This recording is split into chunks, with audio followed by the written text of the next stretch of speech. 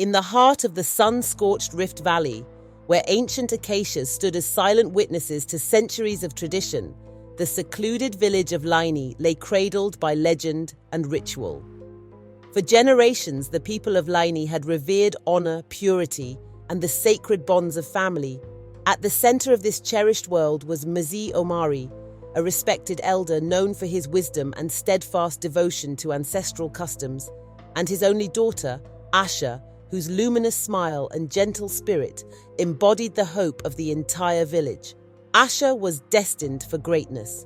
From her earliest days, she was nurtured by loving hands and taught the old songs and rituals that connected Laini to its storied past. Her laughter was as clear as the mountain streams, and her kindness radiated warmth among her people. Yet beneath the surface of familial devotion and communal trust, a dark undercurrent began to stir, a secret born of ambition, fear, and an insidious longing for power. It had begun quietly, as rumors sometimes do. Late at night, when the wind whispered through the tall grasses and the stars hid behind heavy clouds, Mzee Omari would slip away from his modest hut. In the secrecy of the ancient baobab grove beyond the village's edge, he met with mysterious figures cloaked in midnight and shadow. Whispers spoke of a forbidden pact, a covenant with Mzimu Wagiza, the dreaded spirit of darkness, whose name alone was enough to chill the blood. The elders of old had warned that meddling with such forces would come at an unspeakable price, but desperation and personal ambition had clouded Omari's judgment. For years, the village had suffered minor misfortunes, a poor harvest here, a bout of illness there, troubles attributed to the restless spirits of the land. Though many in Laini turned to prayer and ritual for solace, Omari's heart had grown heavy with the burden of perceived failure. In secret, he began to believe that only by forging a new pact with the malevolent Mzimu Wagiza could he secure prosperity for his people, and in doing so, restore his own honor. The cost, however, would be unimaginable. A forbidden ritual was devised. Omari learned of an ancient rite buried in the dusty scrolls of his youth, one that promised to bind the dark spirit's favor in exchange for the pure, untainted essence of an offering. And what better offering than his only daughter, Asha, a girl whose very soul shone with the light of promise and whose future, if left unblemished, would forever be the pride of Laini. The thought gnawed at him relentlessly, a poisonous seed sprouting within his heart. In the quiet solitude of his private chambers, Omari wrestled with his conscience. Every night, as he watched Asha sleep peacefully beneath the thatched roof, guilt and desire warred within him. He longed for redemption for the village's misfortunes, yet his love for his daughter battled against the lure of forbidden power. As the season turned and the time for the festival of the blood moon approached, Omari's inner turmoil deepened. The blood moon, when the night sky turned a deep, ominous red, was the only time when the veil between the living and the spirit world was thin enough to permit the dark ritual. On that fateful night, the entire village gathered in the central courtyard, their voices raised in ancient chants to honor the gods and appease the spirits. No one suspected that hidden within their midst lay a betrayal that would scar the community for generations. Before the ceremony began, under the pretense of seeking divine favor, Omari called Asha to his side. With gentle words and a father's loving embrace, he assured her that she was needed to complete a sacred rite, one that would bring blessings upon Laini and secure a bountiful future. Innocently trusting, Asha agreed, her eyes reflecting nothing but the warmth of filial love. In a private chamber far from the watchful eyes of the villagers, Omari's true intentions unfurled. There, beneath a canopy of woven palm fronds and lit by flickering oil lamps, the ritual was prepared. Omari produced a ceremonial dagger etched with symbols of both hope and damnation, a relic from an age when mortals and spirits communed freely.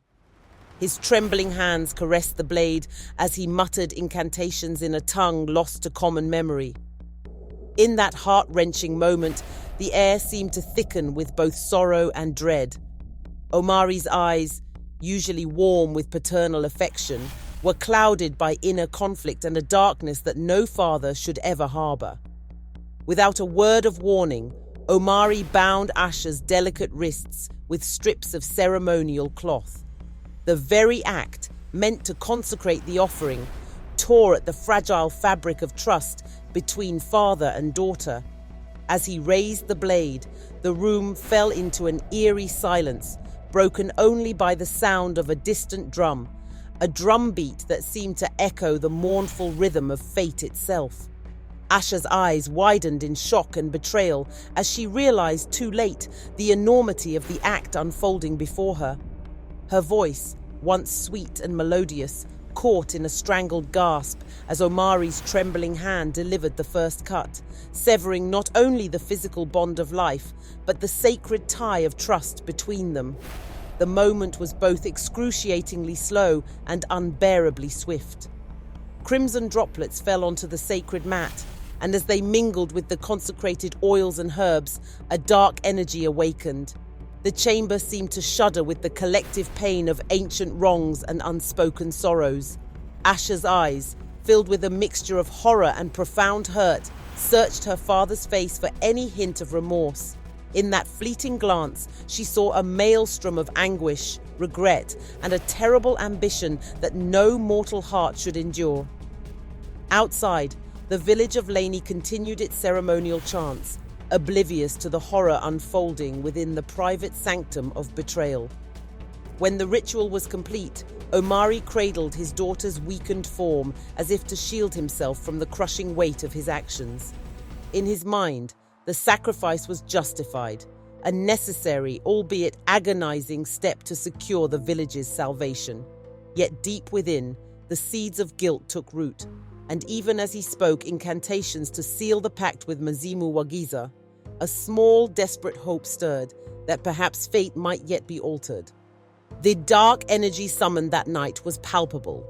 The walls of the chamber pulsed with an unholy light as the spirit of Mzee Omari manifested in a shifting, formless shadow that loomed over the trembling pair. The spirit's voice, low and resonant as distant thunder, whispered promises of prosperity and power in exchange for Asha's essence. The very air vibrated with the clash of ancient energies and the raw, unfiltered anguish of a daughter betrayed by the one who should have protected her. In that harrowing moment, Asha felt the cold touch of destiny, a destiny forged in betrayal, sorrow, and the cruel machinations of dark forces. For what seemed an eternity, the spirit hovered as Omari completed the final rites, binding Asha's fate to the ancient curse that had plagued Laini for generations. The sacrificial offering was accepted, and as the shadow receded into the night, a chilling silence fell over the chamber. Omari's face, once full of paternal love, was now a mask of haunted resolve. He had traded his daughter's innocence for the promise of renewed fortunes, a promise that, in its dark nature, would forever stain his soul. In the immediate aftermath, the dawn found Asha lying motionless on the cold stone floor of the hidden chamber. The few who later discovered the scene were gripped by a collective horror that defied explanation. The village of Laini, long steeped in ancient customs and quiet dignity, was suddenly thrust into a maelstrom of grief and whispered accusations. The man they had once revered, Mzee Omari, was now seen as a figure of unutterable betrayal, his legacy tarnished by the unforgivable act he had committed against his only daughter. The immediate fallout was raw and unrelenting. In the hours after the dark deed, a heavy pall of sorrow and outrage descended upon Laini. Mourners gathered outside the sacred halls, their voices trembling as they recounted the tale in hushed tones. A tale of a father's ambition turned monstrous, and a daughter's fate sealed by an act too abhorrent to name. The elders, once the pillars of the community's wisdom, could only shake their heads in sorrowful disbelief, lamenting that the ancient ways had been so perverted that a father could sacrifice his own flesh and blood to appease a dark power. Yet, Even as the village reeled from the shock, few dared to speak of what truly lay in the hidden chamber that night. The bitter truth was too raw, too deeply embedded in the spiritual tapestry of Laini to be discussed openly. Instead, a heavy silence settled over the people, a silence that spoke of betrayal, of hope turned to despair, and of the once unbreakable bond between parent and child shattered beyond repair. In the days that followed, as the sun climbed slowly over the parched plains and the air shimmered with the heat of a new day, the focus shifted to the inevitable question of fate and retribution. While some called for justice and the expulsion of Omari from the village, others whispered that the dark pact could never be undone. The village healers, whose knowledge of ancient remedies was steeped in the lore of the ancestors, worked feverishly to contain the malignant energy that had been unleashed.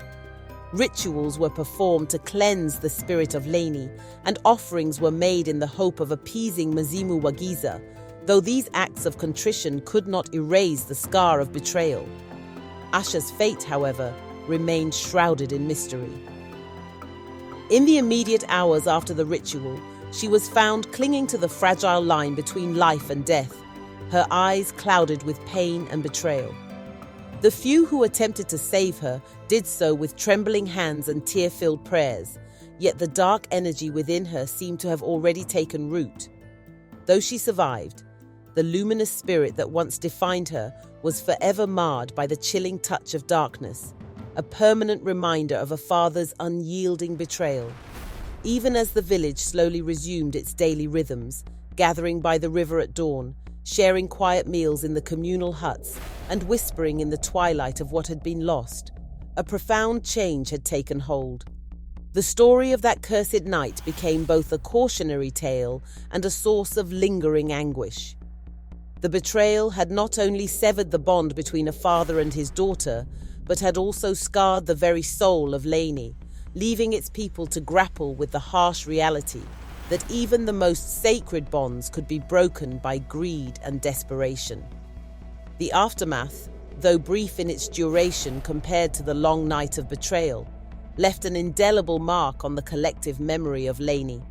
The rituals that once united the villagers in hope now served as painful reminders of a trust shattered, a trust that, once broken, cast a long shadow over every smile, every chant, and every prayer uttered beneath the endless African sky. And so, amid the ancient acacias and the rolling parched plains, the tale of Mzee Omari's unforgivable betrayal of his only daughter endures, a chilling reminder that even in a land steeped in tradition and ancestral honor, the lure of dark power can corrupt the purest of hearts.